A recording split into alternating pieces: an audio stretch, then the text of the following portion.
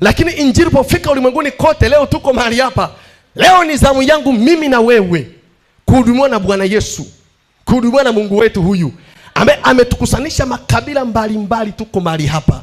Hana ubaguzi wa kabila, wala rangi, wala sura ya mtu, wala kabila lote. Yeye ni wa wote wenye mwili. Kama una mwili, hata kama ni mvuta bangi, bado ni wa Mungu, ameumbwa na Mungu, wala si shetani. Shetani hawezi kumuumba mtu, ila Mungu amemuumba. Ipo siku ya mvuta bangi, siku moja ataokoka kwa sababu ya mwenendo wako. Ipo siku mtu mwongo huyo mnaekalea mtaani ataokoka kwa sababu ya mwenendo wako. Bwana anataka aanze kukuhudumia wewe ili akugeuze uwe chombo kizuri kwa ajili ya kazi yake. Akufanye siku moja utangaze fadhili za Bwana, ya kwamba nilikuwa si hivi, ya kwamba nilikuwa siwezi, ya kwamba nilikuwa nimekwama, akaingilia kati akanikwamua mfalme wa falme aitwaye Kristo Yesu aliye hai.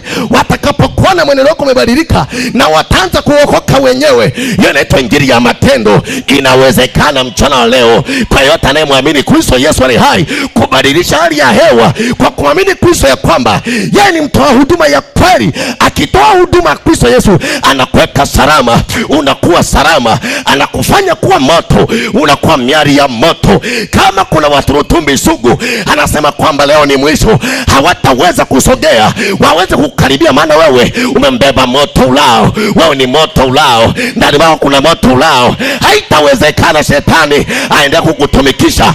Tangaza mwisho leo, tangaza mwisho wa sala, tangaza mwisho wa chuma ulete, tangaza mwisho wa ndoto mbaya, tangaza mwisho wa kudharaulika, tangaza mwisho wa umasikini, tangaza mwisho wa kuimba vibaya. Hebu anza mwanzo mzuri, mwambie mimi nitaimba, nitatangaza fadhili za Bwana, mataifa watasikia sauti ya kwangu, nitahubiri habari njema duniani kote, maana Yesu yupo.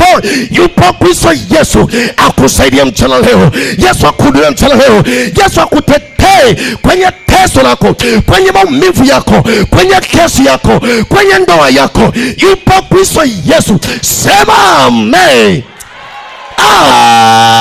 Amen. Kristo anatosha kumwinua mnyonge kutoka mavumbini na kumheshimisha. Wengine ni mashahidi.